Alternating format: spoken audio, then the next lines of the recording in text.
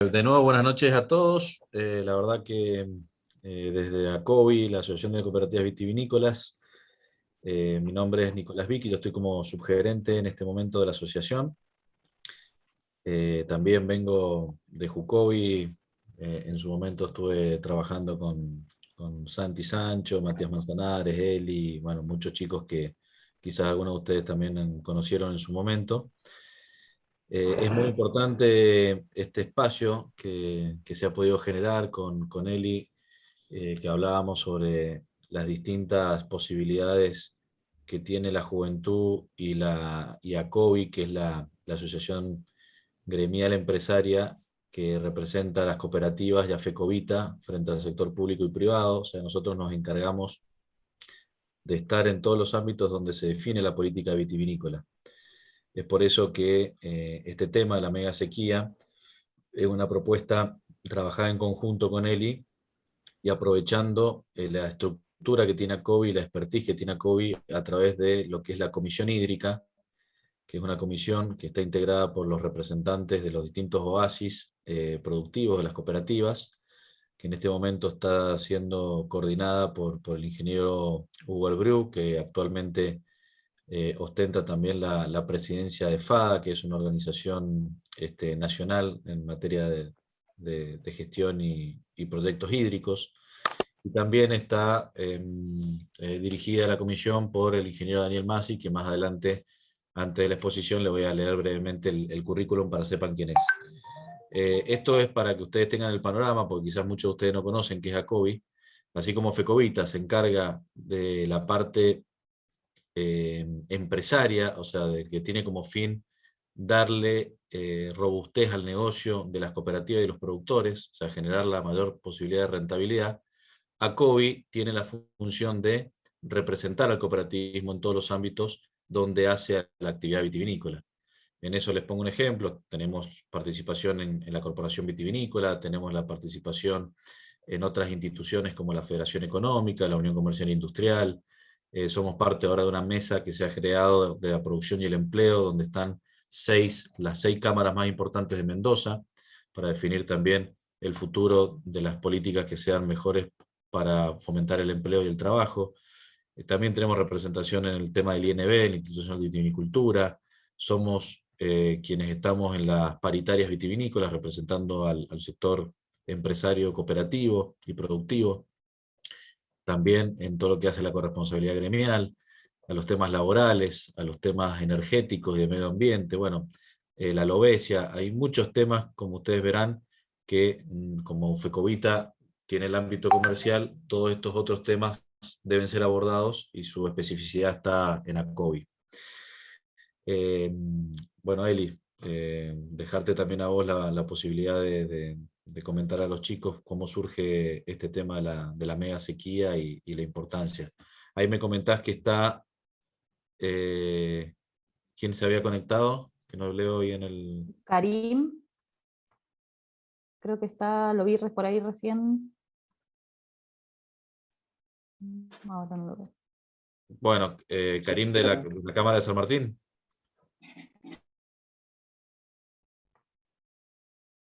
Sí, Karim Alonso.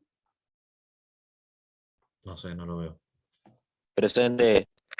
Ahí está. Está sin cámara. Sí, estoy sin cámara yo. Ah, bueno. Bueno, muchas gracias por sumarte. Esto es un espacio que también recientemente hemos generado con Jucovi y las otras cámaras territoriales que tienen su juventud. Hemos hecho un espacio de participación conjunta para poder hablar de todo lo que hace a los temas de la juventud, al emprendedurismo, a la problemática de la parte empresaria joven, y obviamente, como ustedes saben, muchas de las cámaras territoriales también tienen la parte productiva. Entonces, entre Jucovi y las cámaras podemos hacer un trabajo muy bueno. Y bueno, fue la primera oportunidad de invitar al resto de los presidentes de la Cámara Joven a sumarse a esta charla conjunta. Así que, Karim, te agradecemos mucho la participación, y bueno, obviamente ya esto va a ser un disparador para juntarnos con las juventudes de la zona este. No, de nada.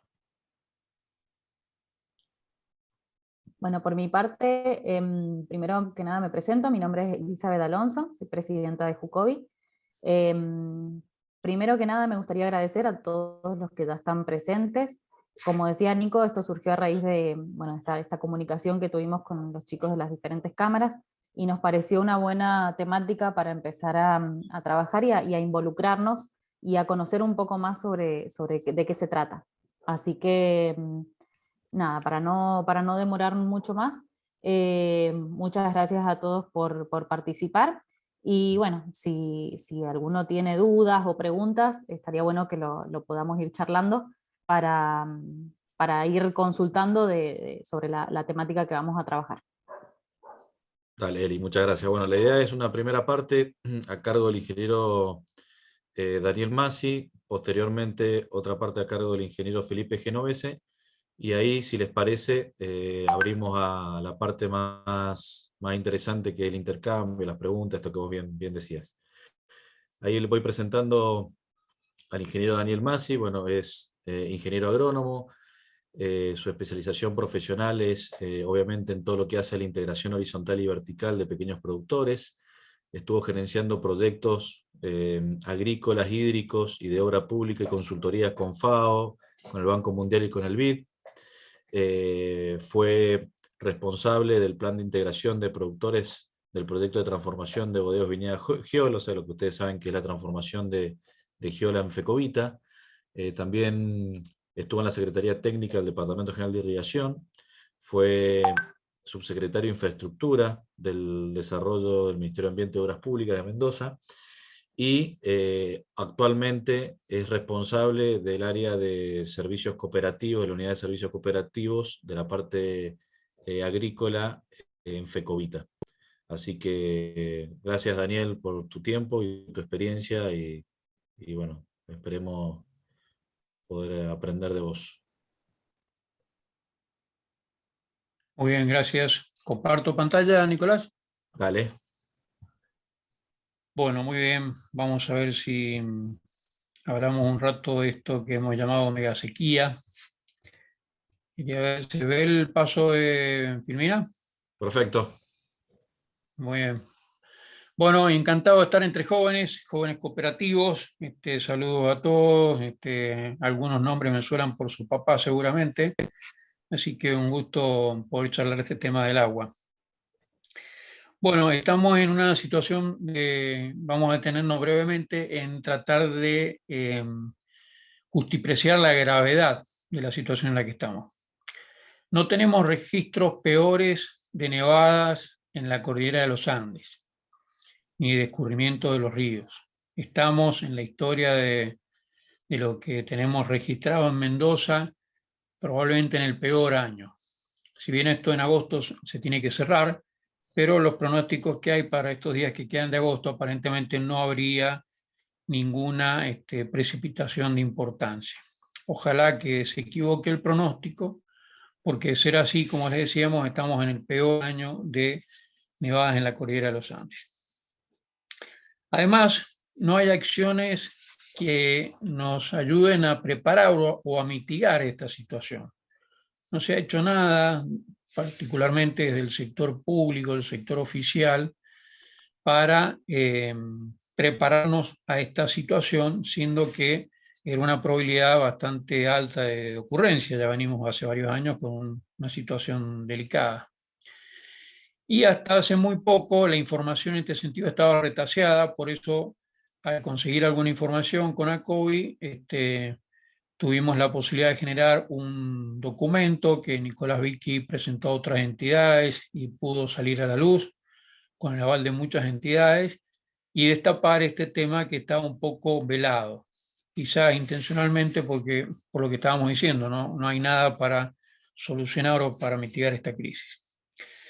Para colmo, y en el sector vitivinícola esto lo sabemos bien, esta crisis se viene a sumar a otras crisis preexistentes.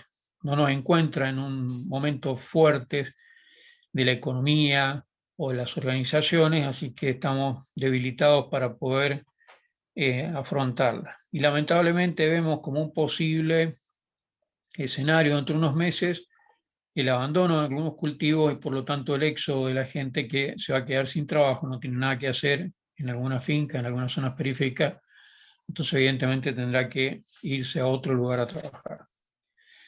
Esto como un pantallazo un poco negativo, quizás un poco deprimente, pero es posiblemente y lamentablemente la situación que tengamos adelante. Ojalá Dios quiera que esto no sea así. ¿Qué se puede hacer? Porque lo importante acá no tanto es echar culpa, sino lo que se puede hacer. En realidad, en lo inmediato hay pocas cosas por hacer, son siempre las mismas, hay una batería de estos elementos que siempre se hablan cuando llegan a estas circunstancias, que es bueno echarle mano a los pozos, a los pozos de agua subterránea que existen en este momento. No alcanzamos a hacer nuevos pozos para este año, para esta situación, muy raramente. Por supuesto, asumiendo la energía, el consumo que tienen y los mayores costos de ponerlos en funcionamiento y demás. O sea, los costos de producción se nos van a incrementar. El costo del agua, del servicio del agua, porque recuerden que el agua no tiene precio, lo que se paga es el servicio del agua, no se paga el agua no tiene un precio, sino que lo que tiene un precio es el servicio que hace que el agua llegue hasta la finca. Todo eso se va a incrementar seguramente. Se pueden impermeabilizar algunos cauces en los sectores más críticos. En muchas inspecciones de cauces conocen algunos cauces que pasan por sectores arenosos, pedregosos, por algunas laderas, bueno, por algunos sitios donde saben que hay un colador, bueno, eso se podría llegar a impermeabilizar. Hay formas rápidas de hacerlo con geomembrana, con polietilenos gruesos, con algunos otros elementos. Lógicamente ahí hay que tener en cuenta el vandalismo y otras cuestiones, pero es algo que se podría llegar a hacer. Hay que repartir el agua por hectáreas sí y por hectáreas no, que en algunos lugares todavía esto no está bien claro. Hectáreas sí, hectáreas no, ustedes saben que son las hectáreas que están al día y las hectáreas que no están al día. Las hectáreas que no están al día, que deben agua, no deben recibir agua, con todo lo duro que suena esto, pero es así. Porque la falta de inversión es justamente también por la falta de recaudación, entre otras tantas cosas. Tiene que haber un uso económico del agua, o sea, no podemos darnos el lujo ahora de que porque una propiedad está al día hace un uso ineficiente y que no se trasunta en una generación de riqueza con ese agua. La provincia de Mendoza, que es la dueña del agua, el Estado provincial es el dueño del agua, concede el agua para un uso beneficioso y económico para generar riqueza, no para tirarla en un potrero o para tirarla o para usarla mal. Ahora se ve más claramente esto, que cada gota de agua tiene que ir indicada a la generación de riqueza de un circuito económico. Se pueden reparar y ajustar compuertas y compartos en las inspecciones de cauce. Hay muchos lugares donde hay pérdidas por estos motivos, compuertas viejas, rotas, en mal estado, que no cierran bien, compartos que no funcionan bien y quedan un montón de litros de agua dando vueltas ahí, pérdidas. Y otra serie de baterías que hay. Esta no es la primera sequía que pasamos, sí la más grave, pero en cada subdelegación de aguas, en cada inspección, en cada asociación, conocen perfectamente bien la gente lo que hay que hacer. No podemos extender más en otro momento esto, pero digamos, no hay nada distinto que inventar. Lo que sí estamos pagando en algunos casos ahora es el error del bajo costo de la boleta. A veces siempre se trata de minimizar el costo que tiene la inspección de cauce, sobre todo para el usuario. Y resulta que cuando eso se hace, cuando se minimiza, lo que se está haciendo es generar un mal servicio. Es no realizar en las inspecciones de cauce las obras que hacen falta para mejorar el servicio. Y sí sale más barato, pero hoy día nos cuesta muchísimo más caro. Y también vemos hoy día, y para participar cuando sea posible, la importancia de las asambleas, cada inspección de cauce, en donde hay que estar presentes, donde los jóvenes tienen que participar. Necesitamos que ustedes se metan en esto, tanto en la asamblea formal, digamos, de rendición de cuentas en cuanto a lo administrativo, el manejo de fondos, pero también a lo que pasó con el agua, la asamblea que se discuta la gestión del agua, cómo se gestionó el agua, dónde fue a parar el agua que recibió la inspección. Hacia dentro de la finca, no vamos a detenernos mucho, ahí tiene que trabajar con el ingeniero agrónomo de cada cooperativa. Casi todas las cooperativas tienen un técnico que asesora a los productores y que también tienen una batería de posibilidades, de elementos técnicos para poder sortear, para minimizar los impactos de la crisis. Lógicamente, y seguimos viendo hijuelas sucias que hay que limpiar, seguimos viendo gente que quiere regar por melgas y no por surcos. Esto solamente puede llegar a ser cuando hay caudales muy grandes, caudales instantáneos muy grandes en poco tiempo, bueno, que es lo único que justificaría regar por melga, pero si no hay que regar por surco.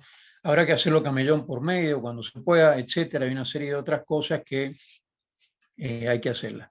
Y cuando se pueda, aunque sea un poco loco suene, hay que tratar de hacer algún sistema de goteo con alguna represa improvisada o con la construcción de alguna represa desde el agua superficial que se acumule allí y como una forma de ahorrar agua, hacer con un sistema de goteo, por lo menos en alguna superficie. Algunos productores nuestros de pequeña superficie ya lo han hecho, ya lo están implementando. Por supuesto, un sistema medio artesanal, medio casero, que tiene sus limitantes, pero que da soluciones a algunos para seguir manteniendo el viñedo vivo. Bombeo del canal, cuando el canal está en baja pendiente y tiene una construcción adecuada y demás, puede llegar a bombearse agua directamente del canal, u otras soluciones locales que en cada caso tendrán que ver. Hablando no de lo inmediato, sino del corto plazo, hacen falta obras, hace falta indudablemente reforzar la infraestructura del manejo hídrico con distintos tipos de obras. Pero hay una gran necesidad desde las obras mayores, en donde hay que hacer, incrementar la cantidad de embalses para tratar de llegar a tener una regulación más que anual, sino tratar de ir a 2 años o interanual, por esto que estamos viendo de la variación grande de los caudales. San Juan tiene, creo que son 5 embalses sobre el río San Juan. Nosotros tenemos un solo río acá con 3 embalses, que uno pequeño de ellos, que es el Diamante. El Tunuyán tiene uno solo, el Mendoza tiene uno solo y el Atuel tiene 2. Hay que incrementar la capacidad de embalse y regulación de los ríos. Son obras mayores, indudablemente, pero hay que empezar a hacerlas. Los proyectos están semi-armados a nivel de prefactibilidad. Después hay que hacer obras menores en los canales y en los ramos, digamos, en la red primaria de distribución, que esas son generalmente a cargo del Departamento General de Irrigación, y las obras en las inspecciones de cauce, que esas son más rápidas de hacer porque dependen solamente de la voluntad de las inspecciones y de la ayuda que los usuarios de esa inspección puedan trabajar con el inspector de cauce local. Son obras menores, pero de un impacto local que puede ser importante. En cuanto al agua subterránea, tenemos que aclarar, y esto es una postura de ACOBI, aunque suene duro también, es un cambio importante, pero estamos convencidos de que tiene que ser así. Las perforaciones nuevas para alumbrar agua subterránea deben ser realizadas en las inspecciones de cauce para poder hacer lo que se denomina el uso conjunto del agua superficial y el agua subterránea. El agua subterránea, la superficial, todas las aguas son parte del ciclo del agua. El agua es una sola. No es que mi pozo de agua subterránea es mío y se acabó. La perforación es del propietario particular. Pero la napa es agua pública, no es el agua de él. Lo que es de él es la perforación, después tiene la concesión para explotar la napa. Nosotros creemos que ya se acabó el tiempo de las perforaciones individuales. Todas las perforaciones que se hagan tienen que ser en el uso conjunto para reforzar el agua superficial. Más a mediano plazo, y estamos haciendo un pantallazo muy largo y muy rápido, muy general, de todos estos temas, después podemos verlos en detalle con algunas preguntas. Tenemos que trabajar en un proyecto que ACOBI ha presentado en FADA justamente, que fue aprobado, que es la regulación de los sistemas de distribución. Esto hace a la oportunidad de la entrega de las dotaciones. Es muy importante para los cultivos recibir el agua cuando verdaderamente la necesitan y no cuando me toca el turno.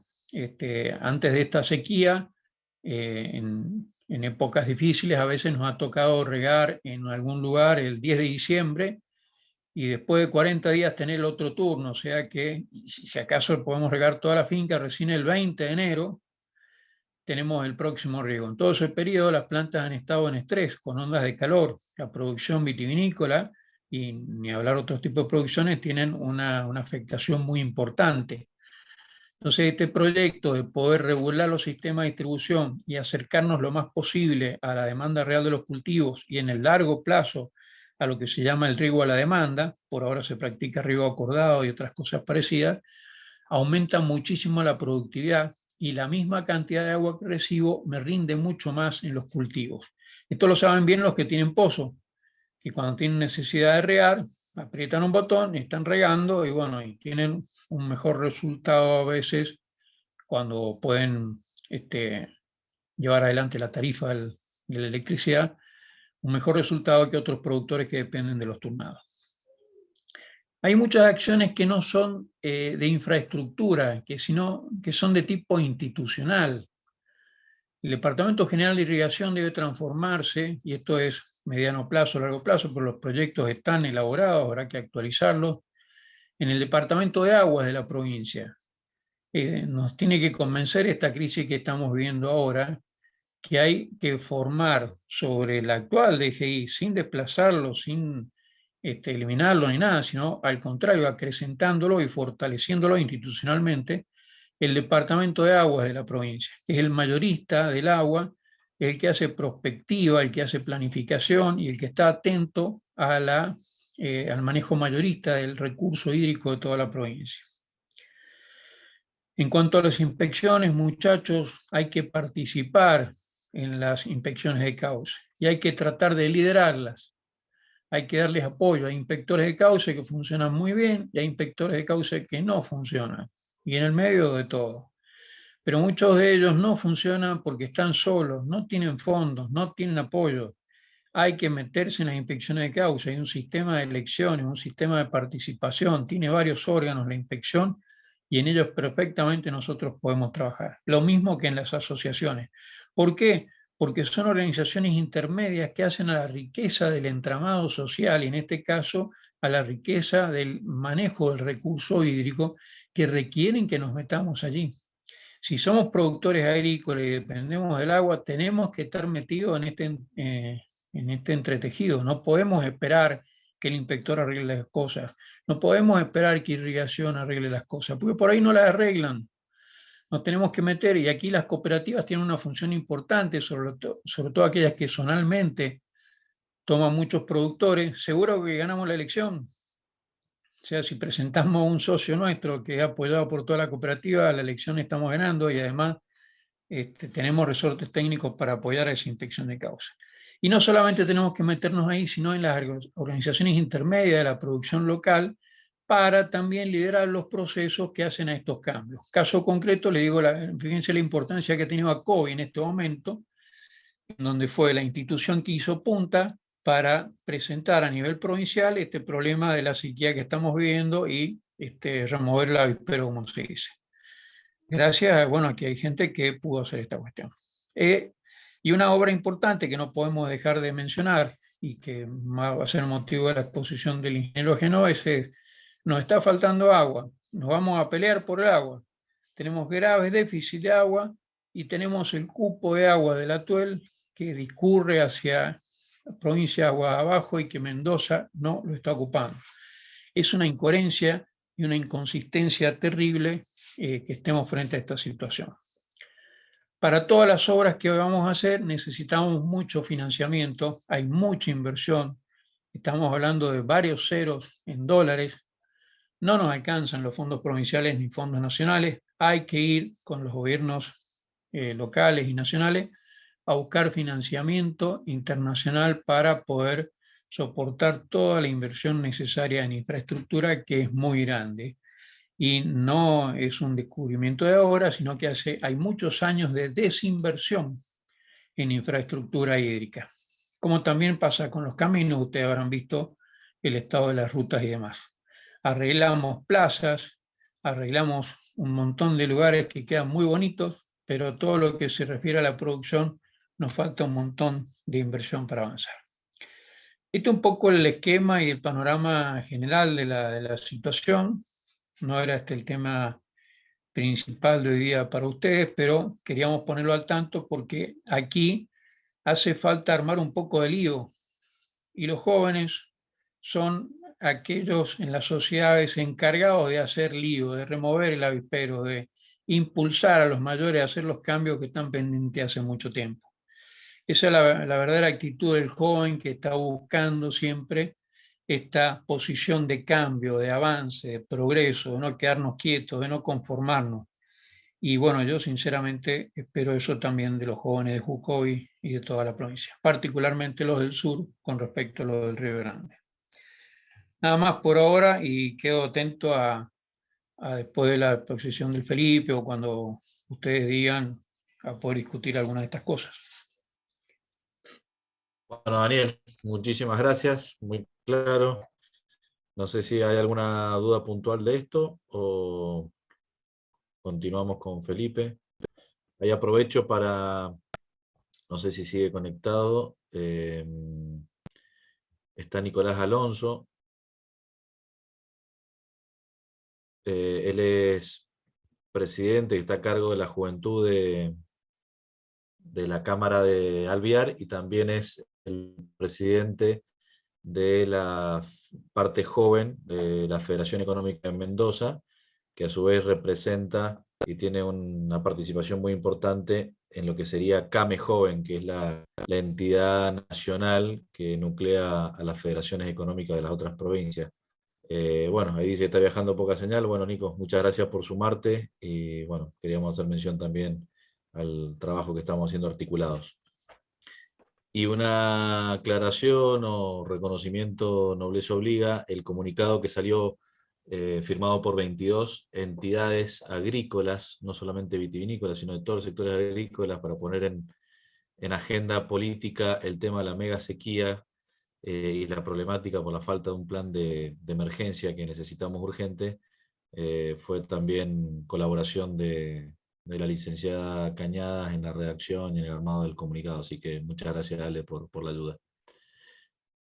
Bueno, pasamos ahora, si les parece, a la exposición de Felipe. Felipe Genovese es ingeniero civil de la ONC, en desarrollo local. También está a cargo de la Secretaría de Ciencia y Tecnología de la Facultad Regional de San Rafael. En la parte de gestión pública fue coordinador de la supervisión de la Consultoría de Estudios de Aprovechamiento Integral de los Recursos Hídricos del Río Grande, contratados por la provincia de Mendoza. Fue director de la Dirección de Obras Públicas del Gobierno de Mendoza, la gestión del 98 al 99, y también fue subdelegado de Aguas del Río Diamante del Departamento General de Irrigación en la gestión de 1994 a 1997. No sé, Felipe, si hay algo que me haya olvidado incorporar. No, está bien, está bien. Primero, bueno, muchas gracias por la invitación y realmente un gusto poder estar transmitiendo estos aspectos a tantos jóvenes y a tantas personas preocupadas por el aspecto productivo. También gracias a Daniel por los conceptos y que, bueno, son los que compartimos. Así que no sé si me escuchan bien porque no tengo buena señal en el lugar donde estoy. Perfecto, Bueno, Felipe. buenísimo. Bueno, voy a tratar de ser breve y un poco en línea con lo que mostraba Daniel. He preparado para ustedes una presentación que en realidad es otra que ya tenía relacionada con el tema del Río Grande, que es un poco lo que me pidieron que expusiera, pero a instancias del tema de la mega sequía que tenemos encima, he incorporado algunas otras cosas. Bueno, fundamentalmente vamos a hacer un poquito de referencia a lo que está pasando en nuestra provincia en este momento, en nuestra provincia y en todo el oeste argentino, en la cordillera de los Andes, nos pasa en la Argentina y le pasa a Chile. Y lo que está pasando es que el cambio climático está imponiendo una situación nueva de precipitaciones nívedas en la cordillera.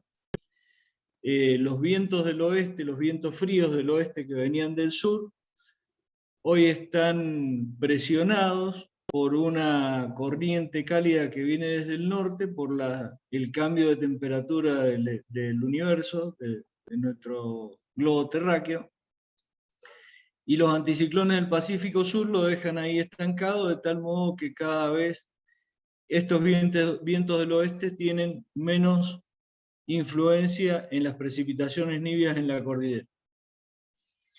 Esto no es que yo lo haya hecho, lo tomé de un informe y una presentación del doctor Ricardo Villalba, que es del Instituto Argentino de Nivología y Glaciología, del CONICET, que trabaja en Mendoza, lo tienen ahí cerquita.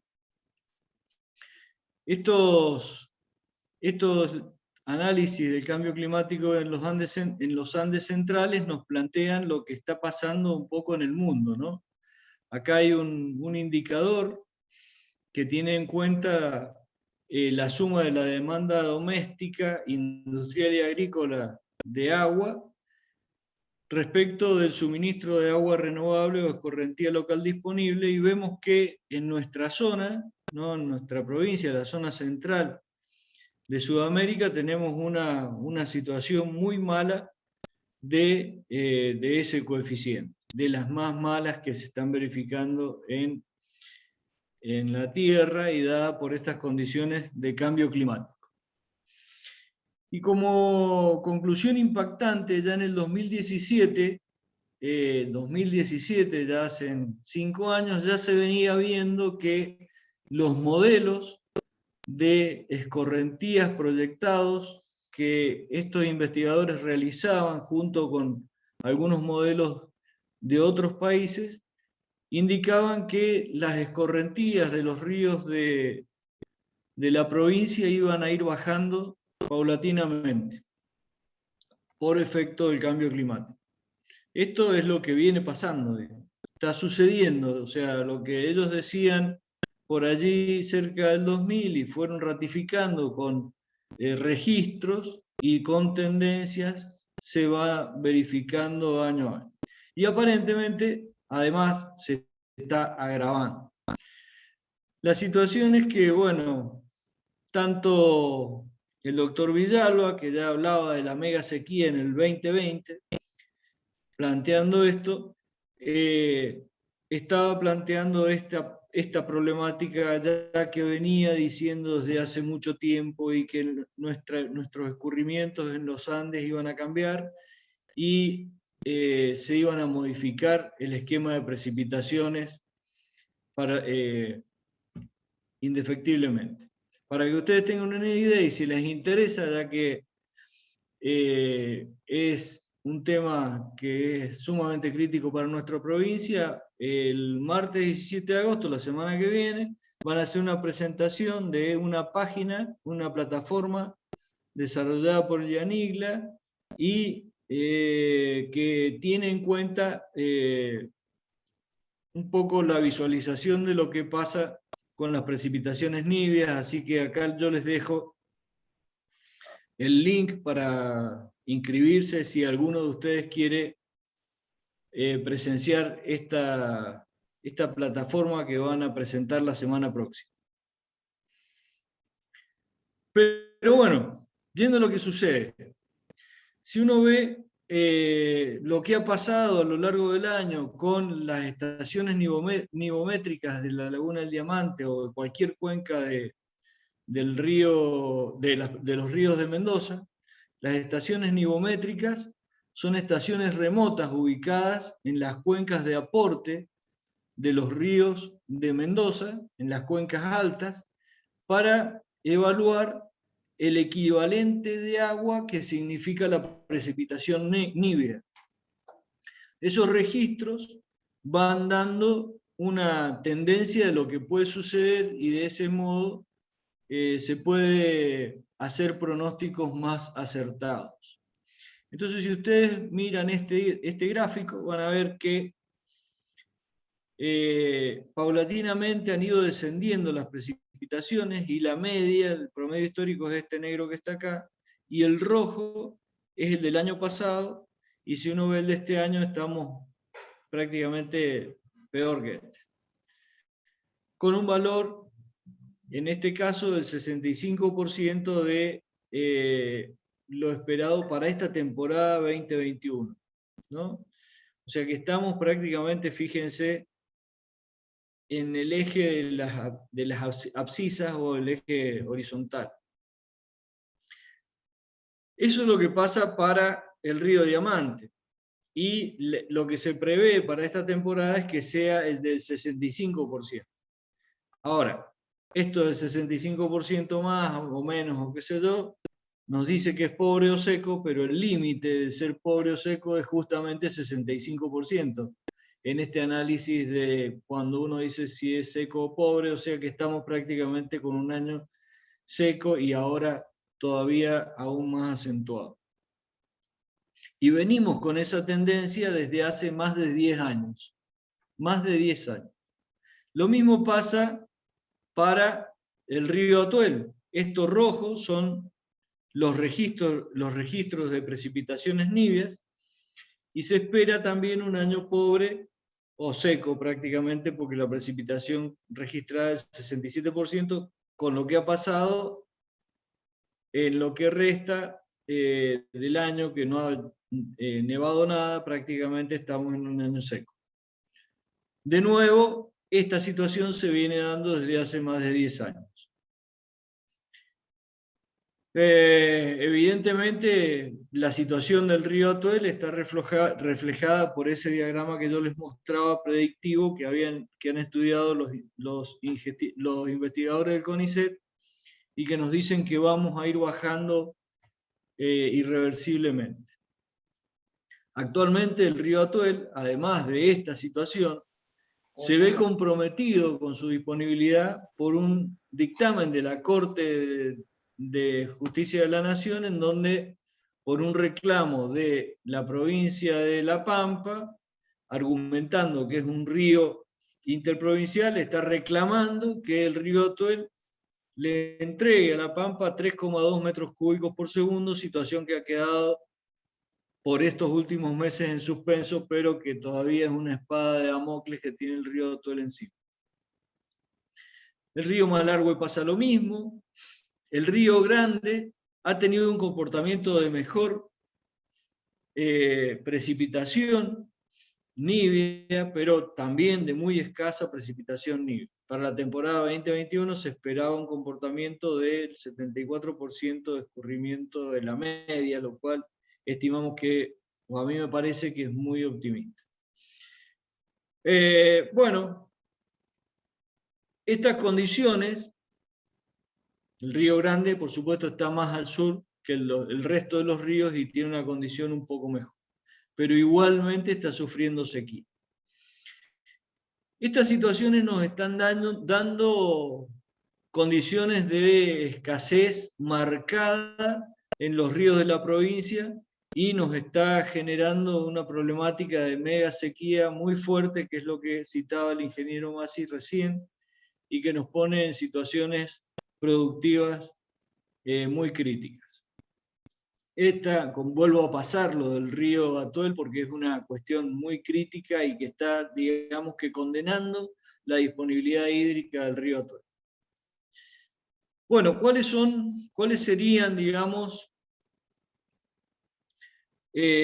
las políticas hídricas de las zonas áridas que tendrían que tener algo como para ver los efectos de la escasez, un poco retomando más abstractamente lo que decía Daniel, que está muy relacionado con lo que nos pasa en nuestra provincia? Pero hay tres cuestiones a considerar, como lineamientos generales se pueden destacar. Primero, que las políticas hídricas, no estoy hablando de política partidaria, estoy hablando de políticas hídricas, tendrían que tener en cuenta la disponibilidad de los recursos hídricos. ¿Y cuáles son las posibilidades de disponer de esos recursos hídricos que hoy, digamos, están en juego tan fuertemente por esta mega sequía? Y bueno, podríamos posibilitar el uso de recursos hídricos desaprovechados. Es el caso concreto del Río Grande. Tendríamos que mejorar la regulación de los ríos para adecuarlos a las demandas, esto que citaba Daniel, fundamentalmente para hacer que la regulación fuera interanual y no anual, como es la posibilidad de regulación de los embalses que hoy posee la provincia. Lo que citaba también, que es el empleo de baterías de pozos de agua subterránea en donde sea posible, porque en realidad la escasez toca no solamente el agua superficial, sino impacta sobre el agua subterránea, ya que el agua es una sola y alimenta el recurso superficial y el recurso subterráneo. La captación de las aguas de lluvia en reservorios que sean factibles. No en todos lados se puede hacer, pero hay que pensarlo y hay que verlo, porque una tendencia marcada del cambio climático es que a partir de esta variación de temperaturas vamos a tener más precipitaciones pluviales intensas en la época de verano, pero menos nevadas. Evidentemente, la precipitación pluvial es muy intensa en poco tiempo y no nos sirve tanto para utilizarla económicamente para los cultivos.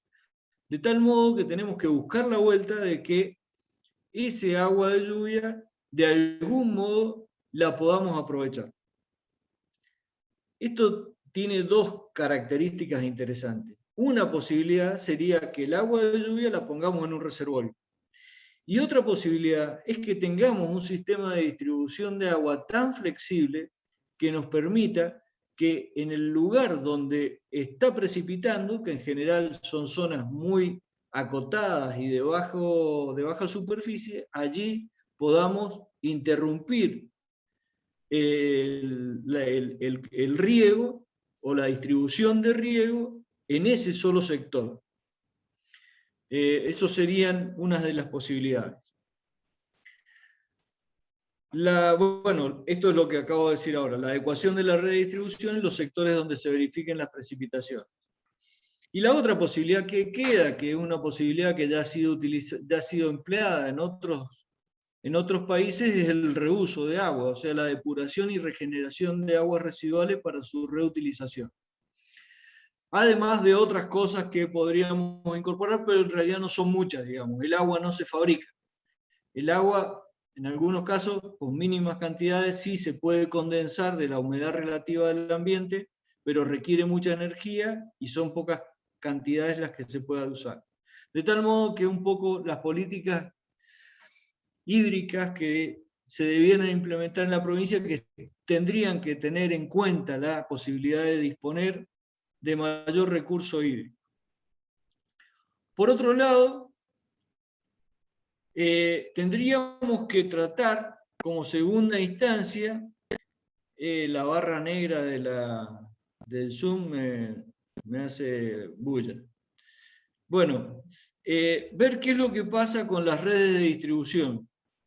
Las redes de distribución de la red primaria y la red secundaria debieran tratar de ser modificadas. El diseño de las redes de distribución están planteados para distribuir la oferta hídrica y tendría que ser un sistema que se adapte a la demanda, construyendo reservorios que permitan la regulación sectorial de los volúmenes erogados. Esto es un poco lo que hacía referencia Daniel recién, en donde si nosotros tuviésemos un reservorio en cabecera de canal, podríamos, o de un solo canal no, a lo mejor de más de un canal, podríamos tener la posibilidad de otorgar el agua durante las horas del día, podríamos suspender la erogación del agua los fines de semana, que implica un menor costo de mano de obra de riego, o podríamos tener situación de la posibilidad de tener las dotaciones otorgadas a los cultivos que demanden más o menos agua. Ustedes saben que las plantas demandan agua en distinta cantidad, de tal modo que el sistema sería mucho más eficiente si tuviésemos regulaciones puestas dentro de los oasis y no solamente en los embalses. Además de la mejora de todas las conducciones y de la distribución, y de la medición de caudales. Esto que citaba Daniel recién, tanto las compuertas como secciones de aforo, como conducciones cerradas, impermeables o abiertas con eficiencia. Evidentemente, todo esto implica un programa de infraestructura muy fuerte y no solamente fuerte, sino que no se interrumpa y que sea continuo para mejorar las condiciones de la red de distribución, que también requiere muchísimo por hacer porque condiciona el uso del agua en las propiedades. O sea, no todo es culpa de quienes usan el agua, ¿no? Recién Daniel citaba que hay suelos arenosos en los cuales tenemos que manejar un volumen muy grande en un bajo tiempo, y eso hace que esté condicionado no solamente por el suelo, sino por la oferta. Bueno, y lo tercero serían las políticas de gestión integral del uso del recurso, considerando la demanda de los cultivos, que es un poco el uso intrafinca, ¿no? Y ahí sí, digamos, hay un gran trabajo a hacer, tanto por las cooperativas como las inspecciones de cauce, pero no solamente eso, sino también tiene que ser una política integral hídrica, en donde la cultura de uso del agua vaya teniendo una normativa unificada, donde haya preocupación por la innovación y la difusión de la gestión de los sistemas para tener nuevas modalidades de riego y mejorar las existentes. Cuando hablamos de dotaciones acordadas, lo que estamos hablando es que un productor en determinado cuartel de su finca dice, en este momento tengo que regar, entonces voy, golpeo la puerta de la inspección de cauce y le digo, necesito tal volumen para este cultivo, y en ese momento tengo la garantía de poder usar.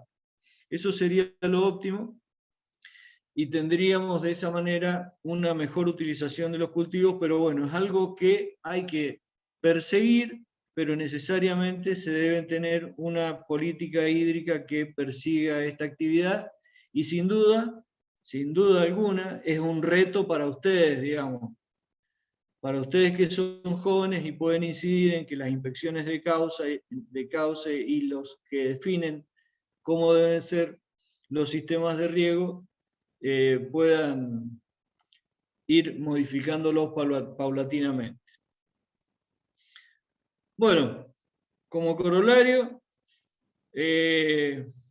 necesariamente tiene que haber una política hídrica que combine las dos situaciones: el posibilitar una mejor oferta y disponibilidad del recurso hídrico y un manejo adecuado de las demandas.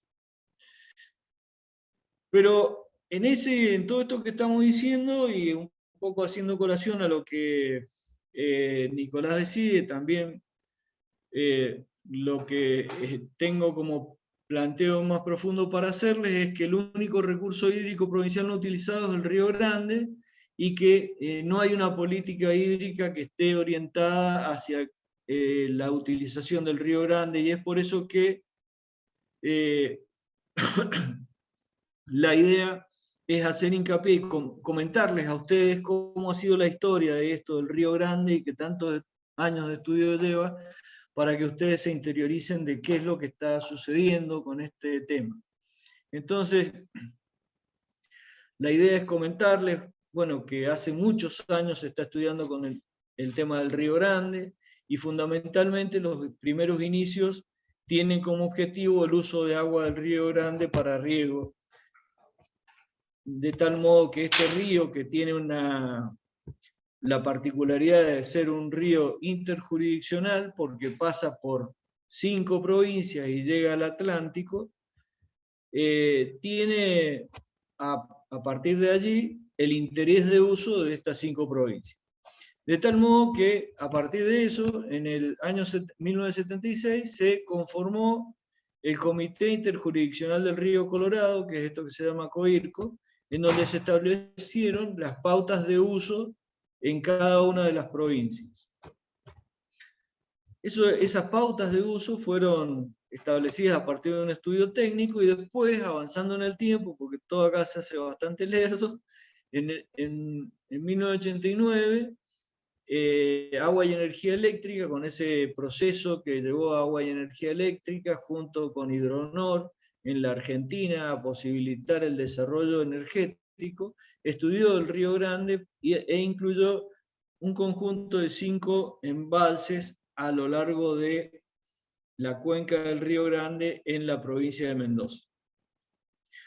Pasaron otros estudios entre medio, pero en 1998 la provincia de Mendoza contrata a una UTE, a una consultora, a raíz de la preocupación del gobierno provincial en el aprovechamiento del Río Grande, para hacer un análisis de todo el aprovechamiento integral del río, en todos sus aspectos, y también de las alternativas de trasvase del Río Grande a la Tuerca.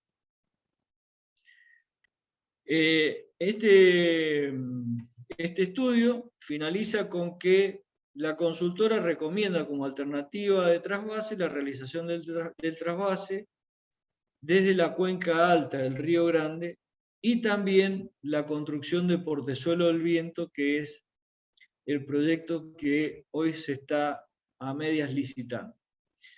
Pero bueno, acá es tractado de un estudio, de un análisis y de una búsqueda que realizó Daniel.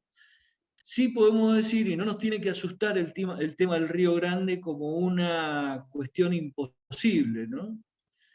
Y más tenemos ejemplos concretos de obras y proyectos que se están llevando a cabo en Latinoamérica a partir de la escasez hídrica, que ponen de manifiesto que esta obra que tanto nos está preocupando a algunos como que es imposible y que nos quedamos dormidos con esto, es una obra más y no es una cosa que sea imposible de realizar.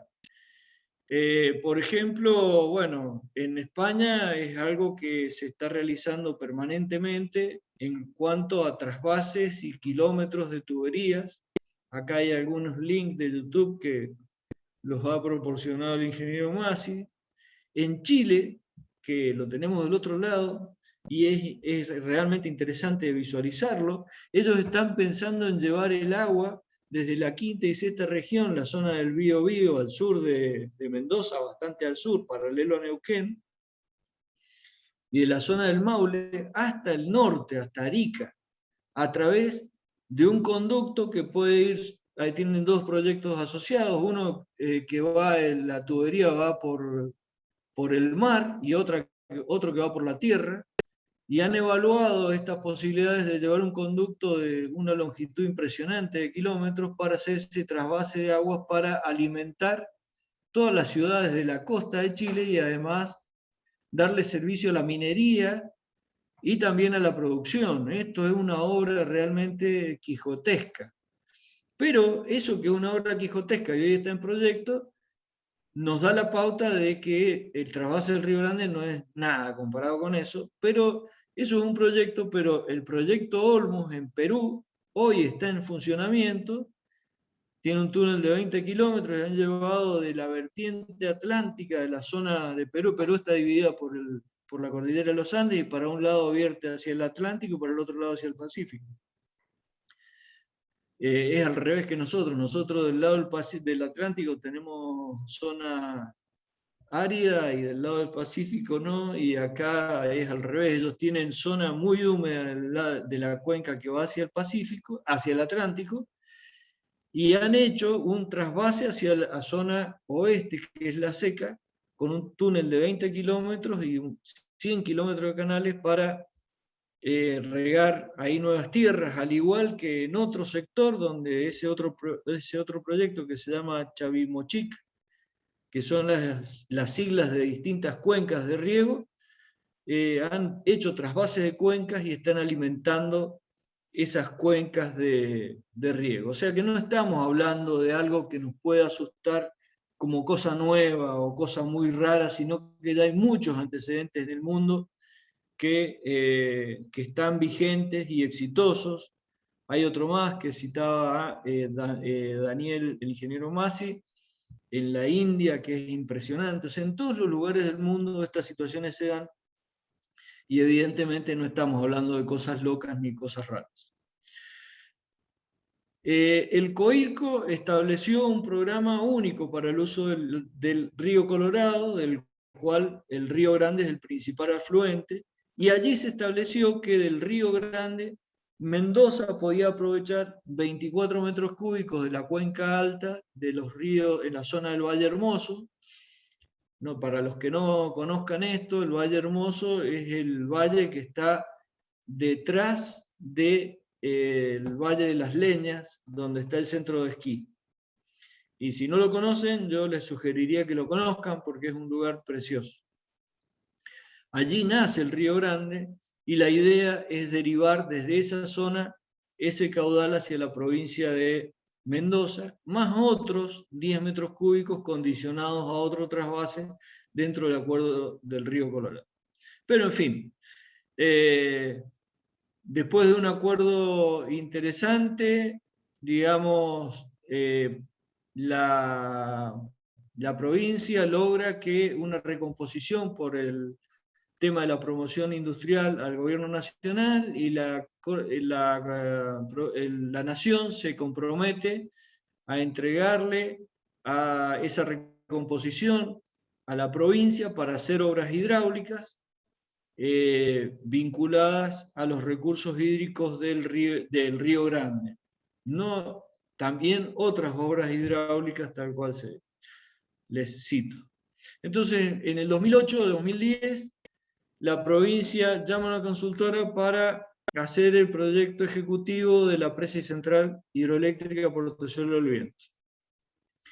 Esa consultora fue la consultora Lande, Inconas e Ingetec, que son 3 consultoras asociadas que hacen el proyecto que hoy se está licitando.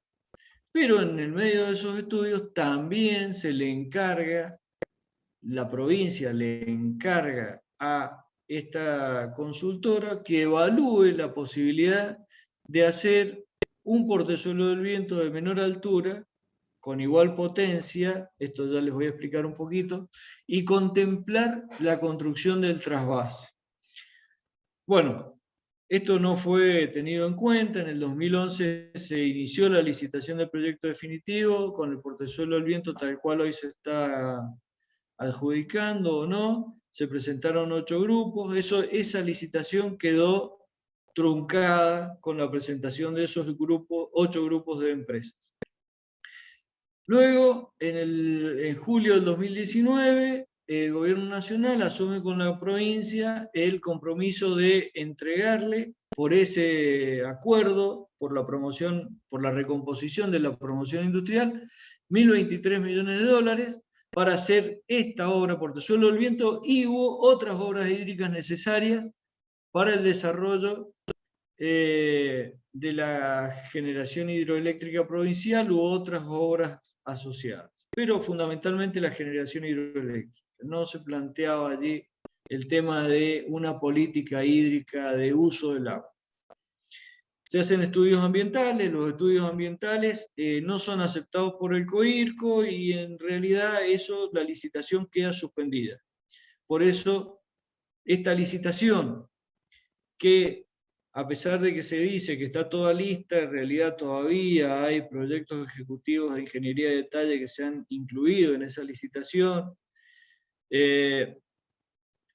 está interrumpida aún sin adjudicar y no está claro si se va a adjudicar o no, pero esta es la obra que se licitó con un presupuesto de 884 millones de dólares.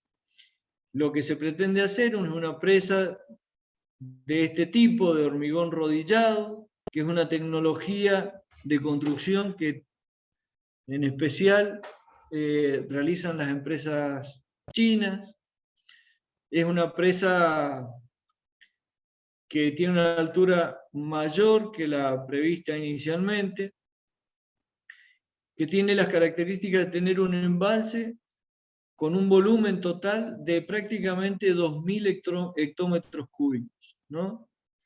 Esto, para que tengan una idea, es más o menos como 9 veces, o entre 8 y 9 veces el embalse de Los Rayunos.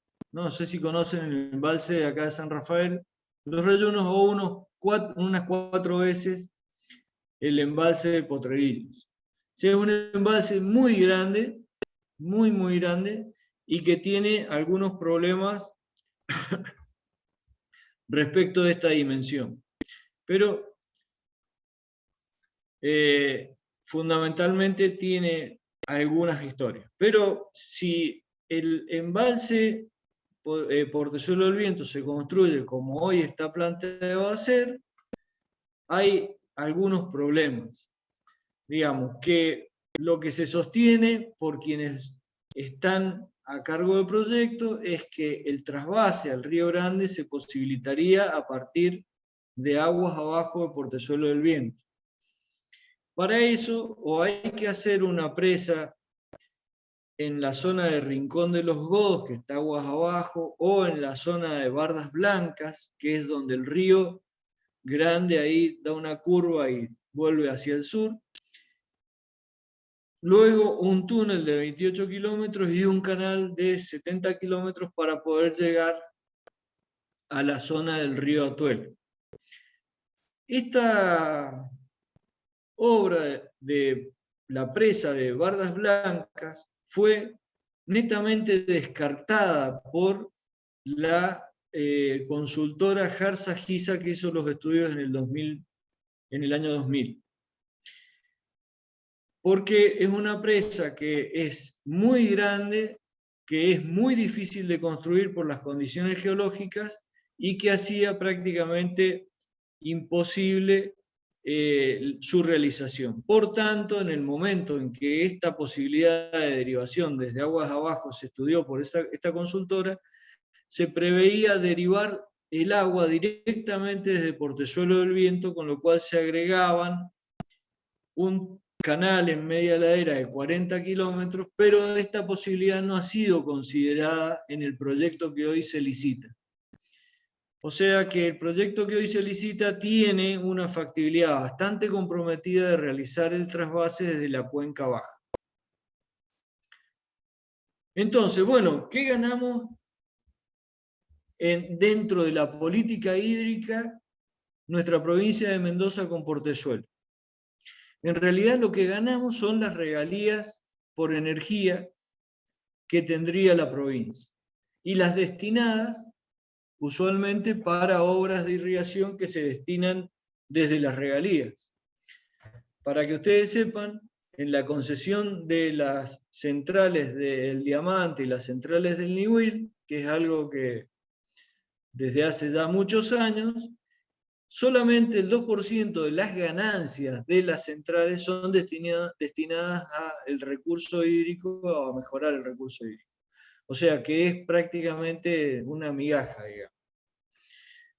Pero no solamente es el problema en cuanto a las regalías, que además tiene otro problema porque el precio de la energía hoy hace que la presa financieramente sea no conveniente. Pero además, y lo más grave respecto de las políticas hídricas, es que regulamos el agua con un gran embalse de cerca de 2.000 hectómetros cúbicos para que las provincias de La Pampa, Río Negro y Buenos Aires extiendan sus áreas productivas generando derechos sobre un recurso hídrico de Mendoza. Y esto sí es grave, porque una vez que las provincias de Buenos Aires, Río Negro, que a ellos no les cuesta nada utilizar el agua porque solamente tienen que levantar la compuerta un poco más e incorporar el agua a sus regadíos, con un montón de hectáreas posibles de cultivar, empiecen a generar riqueza a partir de ese agua, la situación nos va a hacer prácticamente irreversible la posibilidad del trasvase. Esto es sin duda el riesgo mayor que tiene Mendoza al construir esta presa de Portezuelo del Viento tal cual como está planteada. Este es el grave problema que ustedes, muchachos, tienen que defender con uñas y dientes. Entonces, ¿qué es lo que tenemos que hacer ante esta situación?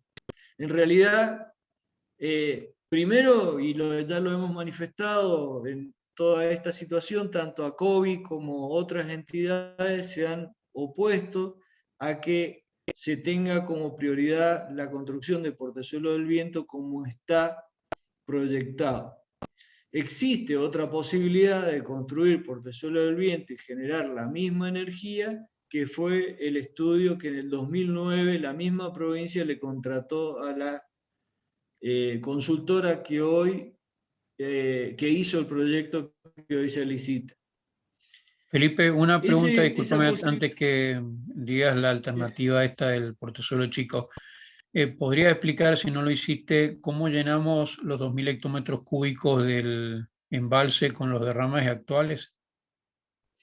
Sí, bueno, esa es otra de las críticas claras y bueno, viene bien que me lo hayas recordado, se me estaba pasando, pero las estimaciones, de acuerdo a las erogaciones que tiene el Río Grande actualmente, harían que esos 2.000 hectómetros cúbicos prácticamente no se llenaran en 2 o 3 años. Estimativamente, yo creo que es más, en función de la tendencia de las erogaciones actuales, con lo cual la central no podría operar durante su inauguración, o sea, no se podría llenar ese embalse durante mucho tiempo, con lo cual nos dejaríamos, primero no tendríamos regalías de energía, habríamos invertido 1.000 y tantos millones, de 1.200 millones de dólares para tenerlos ahí esperando que el embalse se llenara. Y eso viene a una colación muy interesante, porque este recurso económico que tiene la provincia por la compensación de la promoción industrial, en realidad sería tirar ese dinero, rifarlo, con todas las otras posibilidades que tendríamos.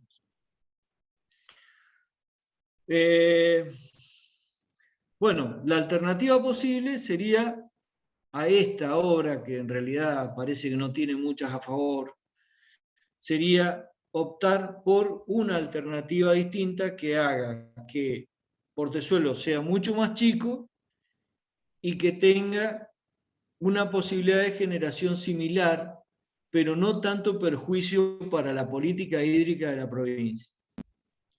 ¿Esto qué significa? Significa que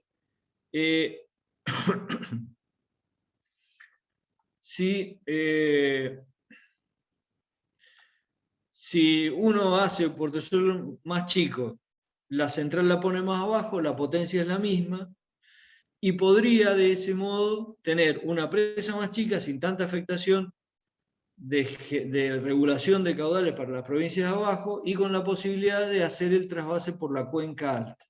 Este es un mapa, una imagen satelital que nos representa el sector impactado por estas obras. Por acá está Malargüe, este es el curso del Río Grande, acá iría Portezuelo del Viento, acá está Bardas Blancas, y la alternativa de trasvase sería desde la cuenca alta. Acá está el Valle Hermoso, ahí se haría una presa, un túnel, se podría generar energía con la central Los Morros, con el agua trasvasada, la central Los Molles, una central en el Infiernillo, y o sea que la posibilidad de generación sería casi igual que la de generar en Portezuelo del Viento y la enriquecería. Además de que al trasvasar el agua al río Atuel se podría también generar en los nihuiles que no requerirían una repotenciación. Y además se tendría la facultad de poder irrigar la zona posible de cultivar de Malargüe, que es esta. O sea que, bueno, estos estudios son una herramienta que el Estado provincial tenía y que no aprovechó, al menos la ignoró. No se sabe muy bien por qué, pero no se tuvo en cuenta gobierno tras gobierno. De tal modo que a instancias del tiempo, voy a pasar esto un poco más rápido, se podría regar en Malargüe, se podría regar en General Alvear, se podría regar en San Rafael, y habrían nuevas zonas de riego con mejor eficiencia que a lo mejor las que están, o se podría replantear cómo regamos en los oasis del sur. Acá, estos son análisis de precios que dicen que estas obras serían prácticamente, se podrían hacer las dos obras, Portezuelo más chico y el trasvase, con los mismos fondos que hoy se están invirtiendo para hacer solamente Portezuelo del Viento tan grande. O sea, hacer el trasvase desde el Río Grande, desde la Cuenca Alta, es posible, fue recomendado por la consultora Jarza-Giza, requiere una inversión que puede ser, que no necesariamente Felipe, tiene que ser... Sí. Perdón, Te escucho. digo, por el horario, y veo que se están desconectando muchos chicos, quizás esto mismo que es el resumen, que creo que como la síntesis de lo que vos has expresado, lo podemos quizás compartir con los muchachos, pero no quería dejar de aprovecharlos a ustedes, o que los chicos los aprovechen a ustedes para hacer preguntas, para consultar, porque ha sido muy claro el tema de la crisis hídrica, la mega sequía, la situación actual en la que estamos, las perspectivas negativas si continuamos en esta situación de, ¿cómo se podría decir?, de adormecimiento en la gestión y en la infraestructura necesaria, sumado a esto que estamos hablando de la complejidad que generaría una obra como la que está planteada para Portezuelo actual. Si te parece, Eli, abrimos un poco a las preguntas para que podamos aprovechar a Felipe y Daniel, que nuevamente les agradecemos. También aprovechar y agradecer, creo que está Fabián Ruggeri y Miguel Cañada, miembros de la comisión directiva COVID, escuchando y participando. Sí, totalmente. Yo creo que ha sido bastante clara, los contenidos yo creo que han sido bastante prácticos. Así que bueno, abrimos para que hagan preguntas o consulten o sugerencias, lo que quieran. Yo tengo una consulta para el ingeniero. Usted sabe, bueno, al principio de la charla mencionó bien lo que sería cómo ha ido evolucionando en el tiempo esta crisis hídrica en todas las cuencas.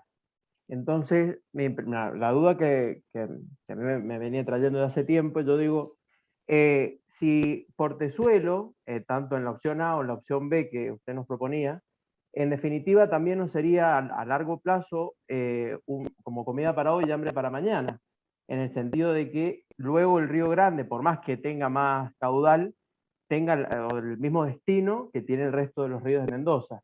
Y en vez de invertir todo ese dinero en un proyecto de estas características, por ahí utilizarlo o direccionarlo más bien en lo que serían las producciones, no sé, privadas, qué sé yo, con créditos, subsidios, para lo que sería o sea, realizar un riego más eficiente a nivel de finca, qué sé yo, construcción de riegos por goteo, que por ahí de última sí estaríamos como realizando eficientizando el riego, y no como retardando a largo plazo el problema de que después, que sea con el tiempo, también ese proyecto de Portezuelo o ese trasvase también sufra lo que sería de poco caudal, como tienen ahora los ríos, el resto de los ríos.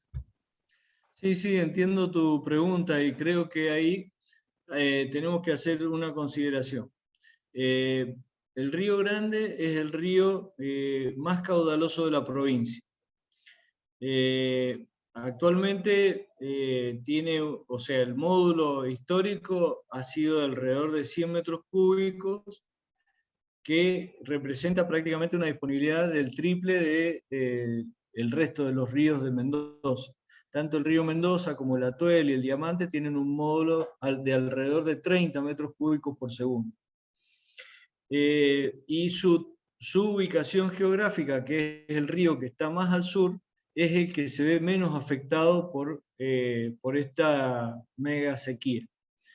Y de todos modos, digamos, la inversión efectiva para hacer el trasvase no representaría gastarse todo el recurso económico que hoy la provincia recibe por esta compensación, sino que te diría que estarían en alrededor del 40% del recurso, de tal modo que se podrían afectar el resto de los recursos para hacer todas estas otras cosas que son necesarias en esta planificación hídrica general.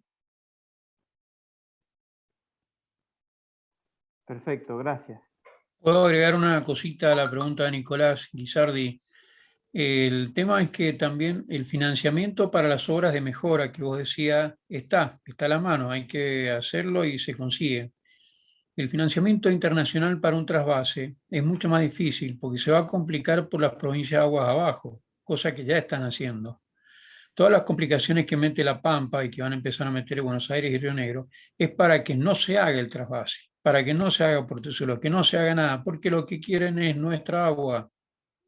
Quieren el agua, no les alcanza el agua. Ya han decretado la crisis hídrica en el Negro y el Colorado. Ellos también tienen una bajante fuertísima y tienen para colmo una infraestructura peor que la nuestra, en la que necesitan mucha más agua para subirla a las propiedades, ya que nosotros tenemos invertido durante muchos años para la mejora. Entonces lo que quieren es el agua, muchachos, y por eso hay que hacer el trasvase, porque nos vamos a quedar sin el agua con el mismo argumento que nosotros le dijimos a La Pampa: mirá, yo ya estoy usando el agua del Atuel, así que no me vengas a pedir algo después de muchos años en que yo ya la estoy usando. Ese mismo argumento nos lo van a aplicar para el Grande. Nos van a decir: muchachos, ustedes tienen el agua asignada del 76, nunca la usaron, nosotros la estamos usando, hay que rediscutir eso, el agua ya no es para ustedes, yo la necesito. De allí la urgencia de meterle mano al trasvase de agua. Los aspectos ambientales, muchachos, hay que ser sinceros los mendocinos. Los mendocinos hemos sido grandes transgresores del ambiente. Hemos cortado todos los ríos. Y gracias a que cortamos todos los ríos tenemos nuestras ciudades, nuestros oasis.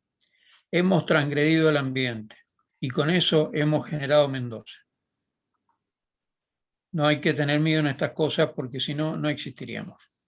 Hay que ver con realidad lo que hemos hecho en Mendoza. Sí, sin duda, esa transgresión y esa posibilidad del uso del agua, que se habla de mucha ineficiencia y en realidad hay en algunos lugares donde la ineficiencia existe, en otros lugares del país y en otras cuencas también áridas la ineficiencia es todavía mayor, digamos. No piensen ustedes que somos de los peores. Nuestros sistemas de riego y nuestras inversiones en los sistemas de riego son muy elevadas y se han ido haciendo con mucho esfuerzo durante generaciones y generaciones. Y ahora estamos avisorando la cuestión de qué vamos a hacer con los canales si no tenemos agua y qué vamos a hacer con nuestros sistemas de riego. Esto es lo que tenemos que defender con uñas y dientes para poder salvaguardar los oasis, ¿no? Gracias, Felipe. Daniel, ¿alguna otra consulta? ¿Aporte, comentario?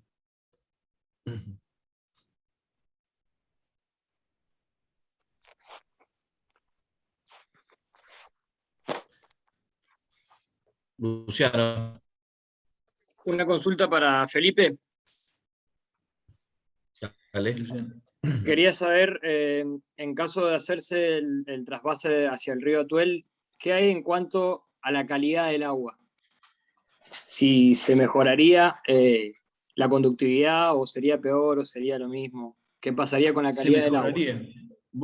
Se mejoraría la calidad del agua del río Atuel, porque justamente el río Atuel desmejora su calidad a partir de los aportes del río Salado, por eso se llama río Salado, ¿no? O sea que en el caso del trasvase por la cuenca alta, el agua del trasvase se mezclaría con el agua del río Salado y mejoraría su calidad, y por ende mejoraría la calidad del río Atuel. Perfecto.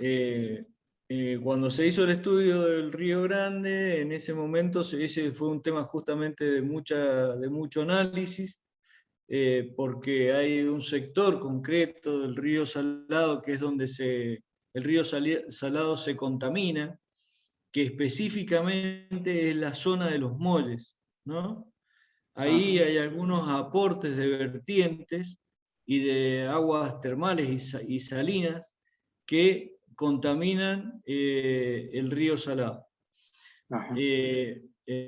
Inclusive, bueno, también ese tema fue estudiado en algún momento por la universidad y le presentamos una propuesta de irrigación para mejorar esa situación. No son caudales muy grandes, están localizados, pero tienen una conductividad más alta que el agua de mar en esos sectores. Entonces, claro, contaminan el agua del río Salado y después, por ende, el agua del río Atuel. Perfecto, gracias Felipe.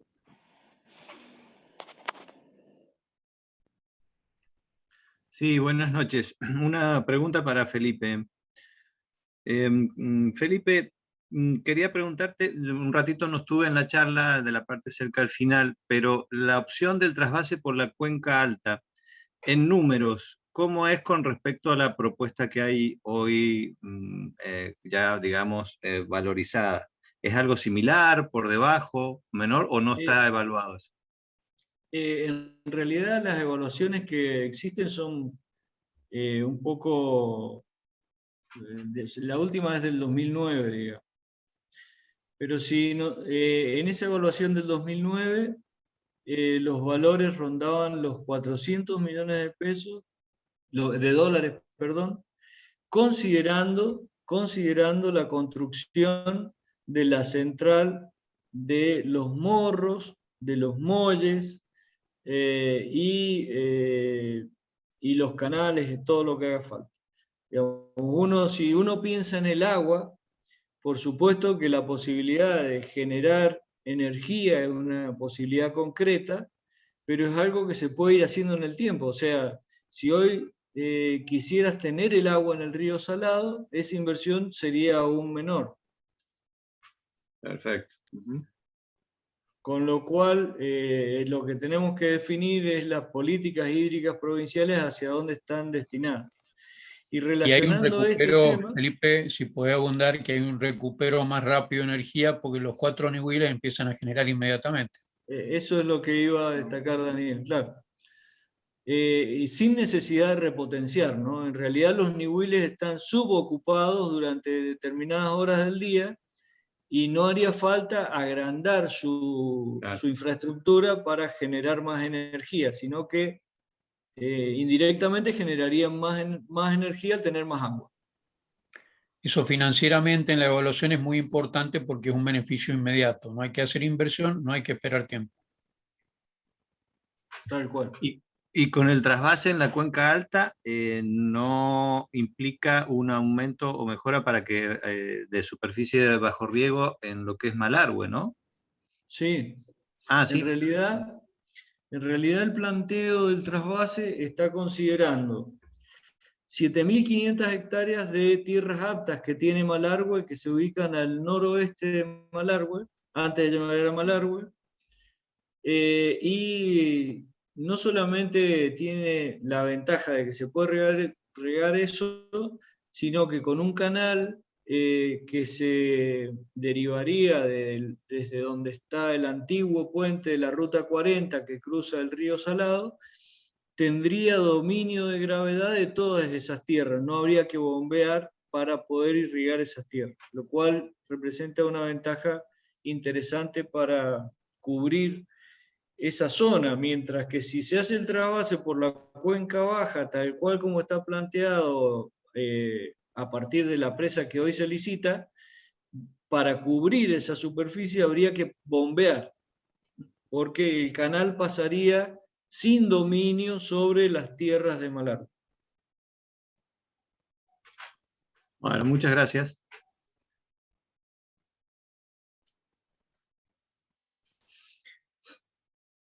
Bueno, no sé si hay otra consulta.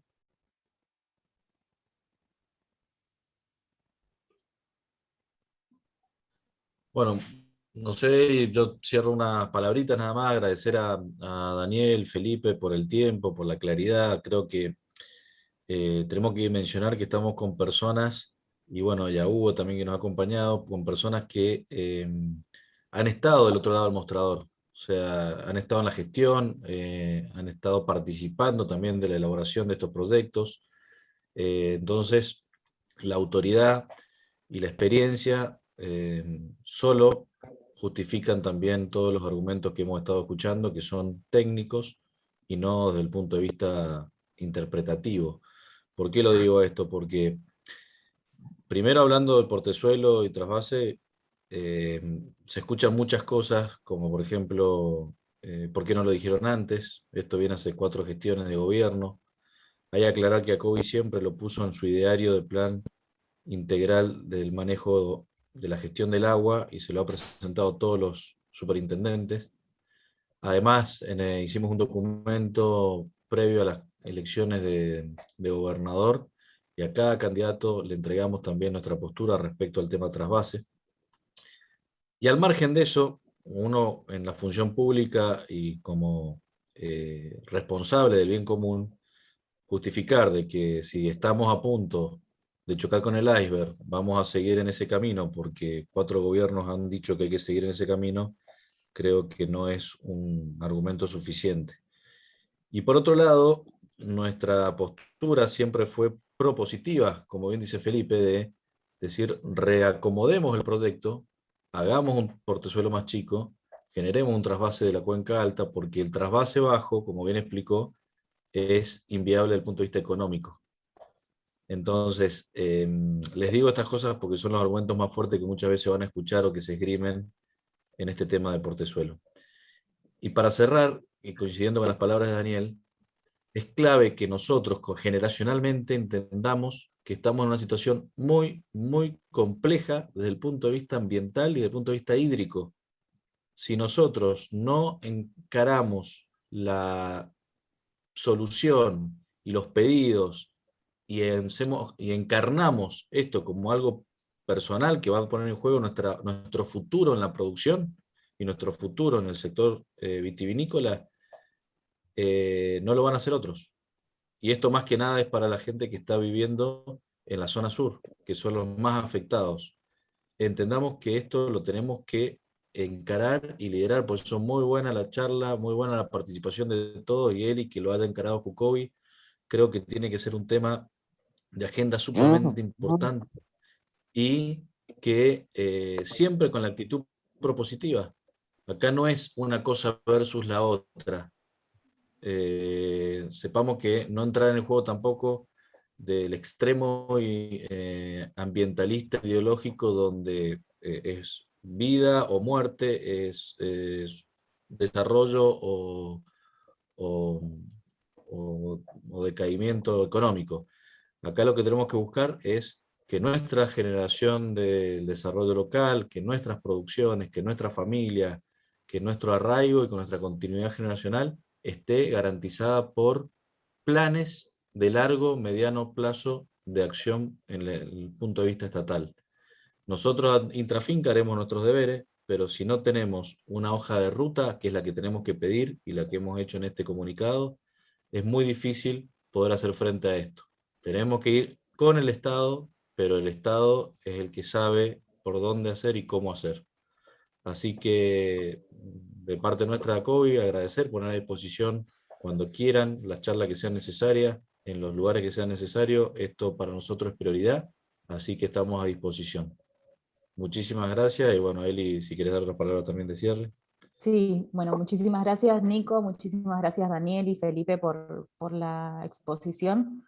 Realmente, nada, a ver, las consecuencias ya las estamos viviendo y cada vez se van acentuando más. Así que también gracias por hacernos parte de esto y sí, yo creo que está en la agenda de trabajo poder involucrarse con la temática y ver desde qué punto podemos aportar. Así que, bueno, realmente agradecemos los contenidos, han sido muy prácticos, muy entendibles, y bueno, muchas gracias a todos los que han podido participar e involucrarse y preocuparse por esta temática tan preocupante, valga la redundancia. Así que bueno, muchas gracias a todos. Muy bien. Bueno, ha sido un gusto compartir con ustedes. Gracias a todos. Igualmente.